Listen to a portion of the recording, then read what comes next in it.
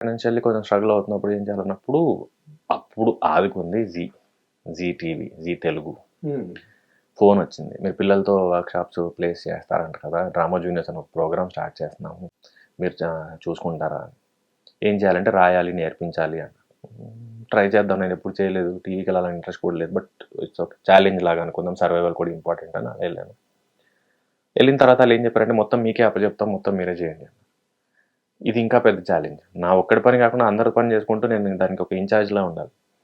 అప్పుడు బయటకు వచ్చి ఒక్కొక్కరికి ఫోన్ కొట్టాను, నా సీనియర్స్కి, నా ఫ్రెండ్స్కి, జూనియర్స్కి, ఒక ప్రోగ్రామ్ ఉంది, ఒక ఆపర్చునిటీ ఉంది, నాతో పని చేస్తారా, రాయాలి, నేర్పించాలి, ఇది ఒక ఛాలెంజ్ అనుకుంటే సర్వైవల్ వస్తుంది అని. అలా స్టార్ట్ చేసింది డ్రామా జూనియర్స్. ఇప్పుడు సీజన్ 9 ఏదో అవుతుంది, హిట్ షో అది. అయితే మీతోనే స్టార్ట్ అయింది అది. ఓకే. సో అక్కడ నుంచి ఫైనాన్షియల్గా స్ట్రగుల్ తగ్గింది. Monthly at least once or twice shoot ఉండేది, అది హిట్ అవ్వడం వల్ల రిపీటెడ్గా షోస్ చేస్తూ ఉండేవాళ్ళు, సీజన్స్ మారుతూ ఉండేవి.